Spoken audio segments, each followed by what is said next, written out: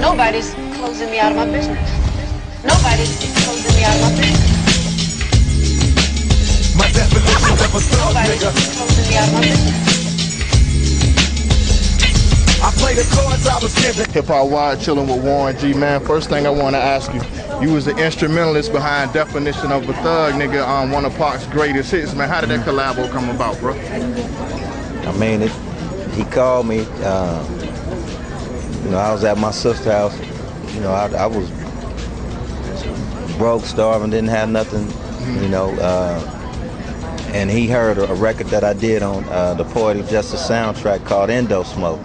So he found out that I did it, so he gave me a call and was like, man, I'm in the studio, let's work. So I was like, all right, it's all good. So I came in, you know, and I sat and we talked, and I was telling him a lot of stuff that I had been through and was going through with the industry, and how you know, how fucked up I was and sad I was, not being with the guys that I started with, which was Snoop and Dre. They was doing their thing, and I just felt like I was left out. But so he took what I was saying and along with what he was going through, and he put it into a song.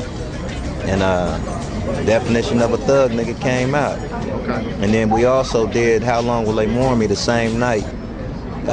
His homeboy Kato had died in Detroit. So he was like, Warren, you got something? Boom. Pulled up a track, called Nate Dogg, like, Nate, you know what I'm saying, come up here and jump on this. And Nate came up, rocked it, and then we had How Long Will They Mourn Me, and then we did Lie to Kick It, me, him, and Richie Rich, Big Psych, the Gov. We was all in the studio having a good time, and came up with that one, you know. So Okay.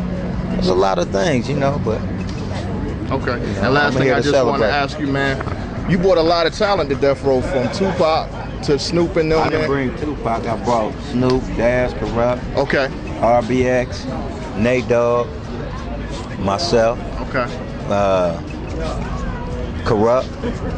Other than that, they had Rage and Jewel, and then Pac came later. About the time around when Tupac came to Death Row, I'd already dipped and been doing my own thing. Okay. Last You question know, I want to ask you: what since Tupac has been going, what has the game been missing? Real music. I mean, it's a lot of good artists out there. Don't get me wrong. My thing is that I think that they just need to. We still could have fun and party like we do, but I think that like myself, like me being, I ain't antique and I ain't that old, Right, but just we need a lot of artists to you know, kind of guide the younger generation a little bit more, instead of just making it rain and big rims and shit. That's cool, and we could do records like that, but at the same time we got to start sending messages too, to tell them about paying their taxes and getting businesses and doing stuff like that. A lot of people ain't doing that, and you always hear about such and such and such on taxes or this, that, and this. Handle your business, you know what I'm saying? So you don't have to go through that shit.